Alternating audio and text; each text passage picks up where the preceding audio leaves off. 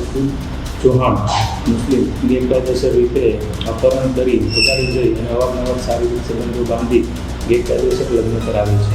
આ બાબતેની ફરિયાદ નોંધાતા તાત્કાલિક આરોપી જામીન અબ્દુલ ચૌહાણની અટક કરવામાં આવે છે. આ બનાવ સંદર્ભે વધુ તપાસ કરતા આરોપી જામીન અબ્દુલ ચૌહાણ એ સગીર વયની દીકરીને અજમેર ખાતે જઈ અને ત્યાં ખ્વાજા સાહેબની દરગાહમાં ઇમામ તરીકે નોકરી કરતા મોહમ્મદ રમજાન જાન મોહમ્મદ દ્વારા ગેરકાયદેસર રીતે ધર્મ પરિવર્તન કરાવી અને ગેરકાયદેસર એમના લગ્ન કરવામાં આવે છે. આ સંદર્ભે રાપર પોલીસની ટીમ દ્વારા અજમેર ખાતે જઈ મૌલાના મોહમ્મદ જાન મોહમ્મદની અટક કરવામાં આવે છે. આ લોકો એક ષડયંત્રને ભાગરૂપે હિન્દુ દીકરીઓને લવ જિહાદમાં દોરે છે, એના ધર્મ પરિવર્તન કરાવે છે.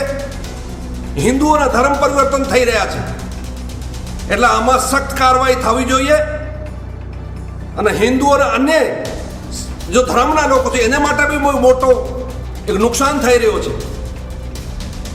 તો એની ઊંડે જઈને તપાસ કરવી જરૂરી છે અને ત્યાં આપ્યો છે દરગાહને ધર્મનું નામ. ધર્મના નામે આ ધંધા કરી રહ્યા છે એટલે આવા લોકો ઉપર સખ્ત કાર્યવાહી થવી જોઈએ.